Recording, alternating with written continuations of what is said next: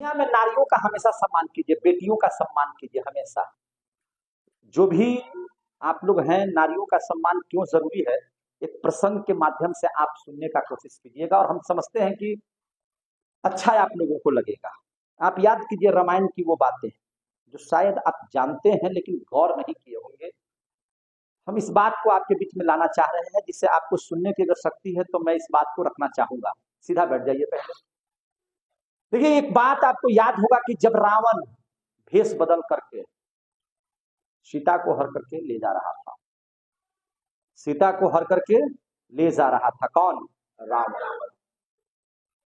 और उस पूरे ब्रह्मांड में कोई भी ऐसी शक्ति नहीं थी जो रावण से उस समय लड़ सके। किसी के पास इतनी शक्ति नहीं थी। बात समझ में आ रही है?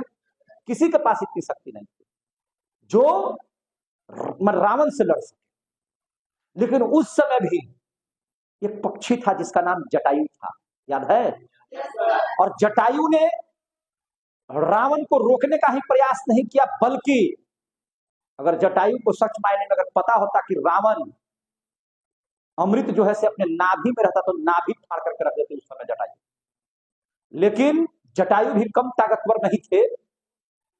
उनको यह इस बात का पता ही नहीं था कि रावण हमारी सीता मां को लेकर के हर करके लेकर चली जा रही है। चूंकि जटायु को इस बात का पता था कि रावण गलत किया है, और चूंकि जो व्यक्ति गलत करे उसे बोलने की साहस, उसके विपक्ष में बोलने की साहस होना चाहिए।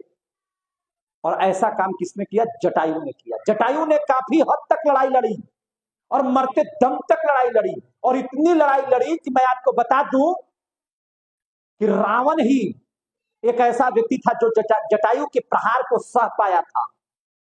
नहीं तो इस ब्रह्मांड में कोई ताकत नहीं थी जो जटायु के प्रहार को सह पाती। और जटायु बहुत देर तक लड़े रावण से। रावण ने तलवार निकाला, पहला पर काट दिया। पक्षियों के पर बहुत प्यारे होते हैं, कटने के बावजूद भी जटायु एकदम अपनी वीरता के साथ जूझता रहा, लड़ता रहा। रावण ने उसके दूसरे पंख को भी काट दिया, और जैसे ही दूसरा पंख कटा जटायु धराशाही हो गए। कहां? जमीन पर लहूलुहान हो गए। मौत उनका इंतजार करने लगी। यमराज बोले कि जटायु का प्राण हर करके ले आओ। जटायु ने कहा कि खबरदार, यमराज जहां हो वहीं से रुक जाओ, वहीं रुक जाओ, और मृत्यु तुम मेरे नजदीक तब तक नहीं आ सकती जब तक मैं अपने प्रभु श्री राम को पूरी बात न बता दें कि मैंने कैसे सीता को बचाने के लिए अपने आप को कुर्बान कर दिया। समझ में आ रही है बात? और स्थिति क्या हुई आप समझिए कि उस नारी को, सीता रूपी नारी को बचाने के लिए एक जटायु, सत्य काम पर सत्य की रक्षा करने के लिए जटायु ने अपने प्राण को त्याग दिया था। और उसी समय घूमते घामते जब प्रभु श्री राम आए, प्रभु श्री राम आए तो प्रभु श्री राम के गोद में बैठ करके जटायु ने जब सारी बातें कही तो भगवान के आंखों में आंसू आ गए और श्री राम फुट फुट करके रोने लगे। बहुत प्यार से उनका पीठ सहलाया, उनका इलाज करने के लिए दौड़ने लगे। और तब तक सारी बातें बताते बताते जटायु मुस्कुराता हुआ भगवान के हृदय पर अपना सर रख करके मृत्यु को प्राप्त हो गए। और तब तक वह मृत्यु को प्राप्त जटायु नहीं हुआ जब तक कि राम से उनकी मुलाकात नहीं हो जाती है। और मृत्यु को भी उन्होंने क्या किया था? चैलेंज देकर के रोक दिया था कि आप तब तक मेरा प्राण नहीं हर सकते हैं जब तक कि मैं प्रभु श्री राम से अपनी बातों को नहीं कह सका। सच में इतनी ताकत है। ये रामायण की बात थी। और तब मैं बताना चाहूंगा आपको एक महाभारत की बात। महाभारत के भी उस सीन को याद कीजिए जब भीष्म पितामह बाणों की सैया पर लेटे हुए थे। बाणों की सैया पर लेटे हुए थे कौन? भीष्म पितामह। एकदम छल्ली छल्ली शरीर कर दिया था और भीष्म पितामह को वरदान था इच्छा मृत्यु का, जब चाहते तब मर जाते, लेकिन इसके बावजूद भी वो मर नहीं पा रहे थे। और वही भगवान का एक दूसरा रूप, जिनको हम श्री कृष्ण कहते हैं, वही भगवान का एक दूसरा रूप, जिन्हें हम क्या कहते हैं, श्री कृष्ण कहते हैं,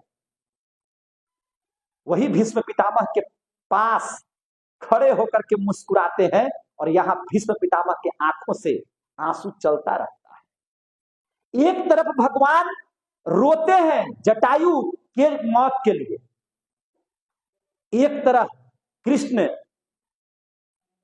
हंसते हैं भीष्म पितामह के सैया को देख करके। दोनों को बात समझने की कोशिश कीजिएगा। एक तरफ जटायु,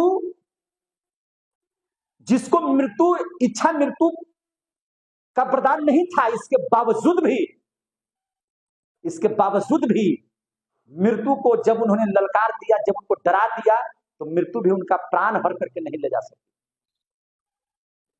जबकि इच्छा मृत्यु का वरदान नहीं था। और वह जटायु जो भगवान के गोद में बैठ करके अपने आप को मृत्यु के हवाले कर दिया, और उसके लिए प्रभु श्री राम रो गए।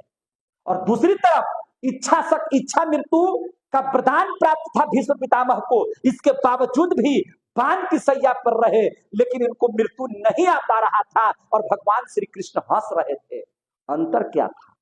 अंतर यह था कि जटायु ने जहां नारी का सम्मान करने के लिए अपने प्राण को त्याग दिए, इसलिए वहां खुद प्रभु आकर के रोना शुरू किए अपने भक्त के लिए। और एक तरफ भीष्म पितामह दुर्योधन के दरबार में बैठ करके जब द्रौपदी का चिरहरण कर रहे थे, तो उस समय भीष्म पितामह बैठे थे, लेकिन उनका विरोध नहीं किया।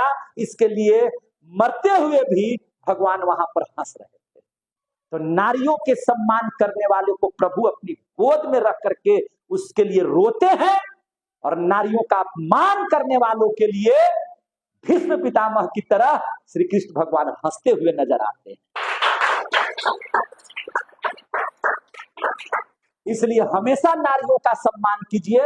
नारियों के सम्मान करने से भगवान भी खुश हो जाते हैं, बेटियों का सम्मान करने से भगवान भी खुश हो जाते हैं।